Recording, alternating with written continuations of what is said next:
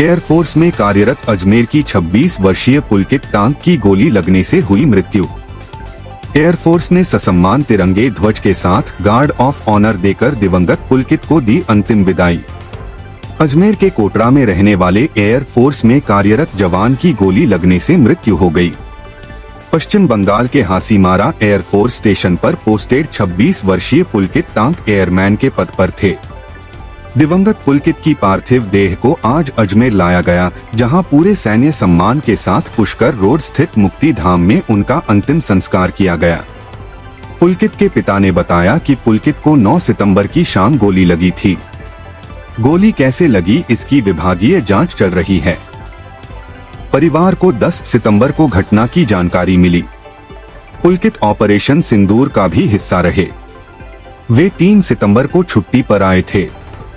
उन्होंने बहनों के साथ 5 सितंबर को जयपुर में अपना बर्थडे भी सेलिब्रेट किया था। इसके बाद वह ड्यूटी पर लौटे गए थे।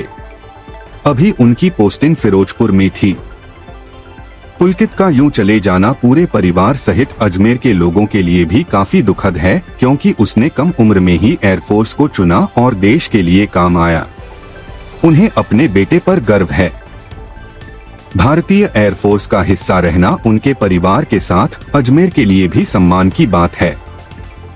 अंतिम संस्कार के समय एयरफोर्स के आला अफसर के साथ जवान भी मौजूद रहे, जिन्होंने भारतीय ध्वज तिरंगे के साथ ससम्मान दिवंगत पुलकित को गार्ड ऑफ ऑनर देकर विदाई दी। सर, आपको किस तरह की सूचना मिली कि आज बेटे को सम्मान के साथ श्रद्धांजलि दी गई है? सबसे पहले बात तो आज मैं बहुत गौरवान्वित महसूस कर रहा हूँ कि भारतीय वायुसेना ने हमारे बेटे को, हमारे शहर के एक जवान को सब साथ इकट्ठे होकर और जबरदस्त सम्मान दिया। हमारे अजमेर शहर का नाम रोशन हुआ। बिल्कुल मैं सभी युवाओं से अपील करूंगा कि इंडियन एयरफोर्स, आप सभी ने देखा होगा कितने जज्बातों का ख्याल रखते हुए जवान की मौत पे भी उन्होंने इतना सब लोग इकट्ठे हुए और इतना बड़ा सम्मान दिया। मेरे लिए बहुत गौरव की बात है, हमारे शहर के लिए गौरव की बात है। सर, आपको क्या सूचना मिली थी? बस मुझे 10 तारीख को सुबह बताया गया कि पुलकित जो है वो हमारे साथ नहीं रहा, और फिर बाद में जानकारी हुई कि उसके गोली लगी थी और अभी छानबीन जारी है, मतलब क्या हुआ, कैसे हुआ, अभी अंडर इन्वेस्टिगेशन है। सर, पुलकित आपका बेटा पढ़ाई में भी टॉपर था हमेशा। जी हाँ, आज बिल्कुल हमें बहुत गर्व है। पुलकित ने हमेशा हमारे पूरे परिवार का नाम रोशन किया और एक जज्बा था उसके अंदर भारतीय वायुसेना में आने का। और जबकि हाँ यस, उसने 18 वर्ष की उम्र के अंदर हम ये एग्जाम दिया। हमारे पूरे खानदान में कोई फोर्सेस में नहीं है, बट इसका जुनून और इसका जज्बा देख के हम भी मतलब नतमस्तक हो गए थे उस समय। और जैसा कि हर माँ बाप चाहते हैं, मेरे एक ही बच्चा था, बड़ा मतलब यूँ बहुत सीना मतलब कड़ा करके मैंने इसको वहाँ जाने की इजाज़त दी। और लेकिन इसका जुनून था, और जुनून के पीछे ही इसने मतलब जहाँ भी ये जिस भी इसने कंपटीशन में फाइट किया, उस कंपटीशन में ये हमेशा नंबर 1 रहा। कब ज्वाइनिंग की थी? इसने 1 जनवरी 2018 को बेंगलोर में ज्वाइन किया था। आपके घर से कब आपसे बात मुलाकात हुई? मेरी उसी दिन 7 तारीख को ही बात हुई। ये 9 तारीख की शाम, मंगलवार की शाम को उसने मुझे कहा था।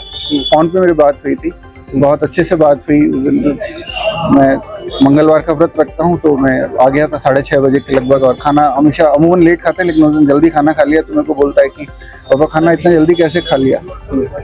मैंने कहा बेटा आज मंगलवार है, मुझे भूख भी लग रही थी, मम्मी ने खाना बनाया हुआ था। जैसा मैं हमेशा कहता हूँ, प्लीज टेक केयर बेटा, टेक केयर। और बाकी मुझे वो ऑपरेशन सिंदूर वाला दिन याद है, जब पुलकित की ड्यूटी अचानक फोन आया मेरे पास कि पापा हमें फिरोजपुर हमारी पोस्टिंग कर दी है। वाकई मतलब उस समय हम बहुत द्रवित हो गए थे, बहुत भगवान से प्रार्थना कर रहे थे कि सब कुछ ठीक रहे।